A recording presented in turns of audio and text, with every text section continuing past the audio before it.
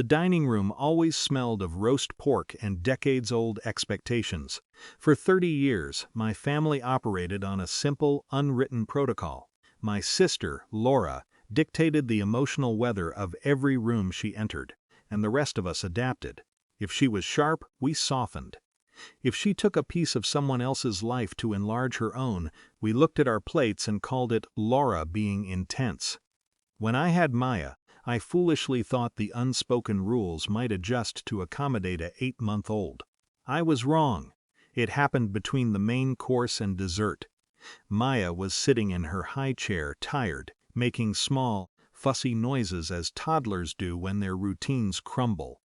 Laura reached across the table to grab a toy away from her, not out of malice, but out of an aggressive, performative desire to force the baby to play on her terms. When Maya instinctively reached out and pulled Laura's hair, Laura didn't pull back. She slapped her, hard enough on her little thigh to leave a red mark, hard enough that the sharp crack echoed off the wainscoting. Maya didn't cry immediately. She froze in shock before dissolving into a breathless scream. My mother's hand instantly went to her mouth, not in horror at what happened, but in fear of a scene. "Laura, sweetie." My mother started, her voice already smoothing the edges. "Oh, please," Laura snapped, rolling her eyes as she reached for her wineglass. "She needs to learn boundaries. You're overreacting before you even open your mouth, Sarah." "Don't start." My father looked down at his napkin. My brother cleared his throat. The room shrank into that familiar, suffocating posture of total compliance. The unspoken order was clear. Let it pass. "Don't ruin Christmas." I stood frozen, holding Maya against my chest, my mind spinning through 30 years of conditioning. I knew how this went.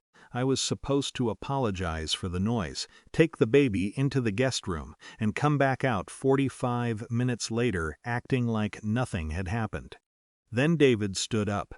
My husband had spent 14 years in the infantry before taking command of a logistic battalion. He didn't raise his voice. He didn't slam his chair. The transition from quiet dinner guest to absolute authority was seamless, deliberate, and terrifying in its calm. He didn't look at my parents. He didn't look at me. He looked directly at Laura. "Get out," he said. The tone wasn't angry. It was the tone of a man delivering an order that had already been executed in his mind. Laura blinked, a cruel little smile forming at the corner of her mouth. "Excuse me? David? You don't get to. You have 2 minutes to gather your coat and leave this house," David said, his voice level, low, and completely devoid of emotion. "If you are still in this room in 2 minutes, I will remove you myself, and we will never sit in the same room again." "Mom!" Laura turned, looking for her usual shield. "Are you going to let him talk to me like?" My mother looked at David. Then she looked at the doorway. For the first time in my life, nobody stepped in to absorb the blow for Laura. The silence in the room was absolute. It wasn't the uncomfortable silence of submission anymore. It was the heavy, concrete silence of an unyielding boundary. Laura looked around the table, searching for the unspoken agreement that had sustained her entire life. She found nothing. The leverage was gone. She grabbed her purse, her chair scraping brutally against the hardwood, and walked out. The front door slammed. We didn't finish dessert. We packed Maya's diaper bag in quiet, methodical movements. My mother tried to speak to me at the door, her hands trembling, offering the familiar platitudes about family and stress and how Laura gets. "No, Mom," I said gently, cutting her off. It was the first time I had ever spoken in that tone to her. "We're going home." Laura never called to apologize.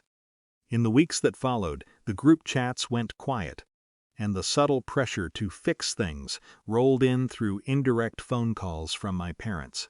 But the dynamic had permanently shifted. The illusion of family loyalty at the expense of safety was broken, replaced by a quiet, permanent distance. There was no grand reconciliation, no tearful confession on the front porch, just a clean, cold line drawn in the snow on a Tuesday evening, one that we never crossed back over.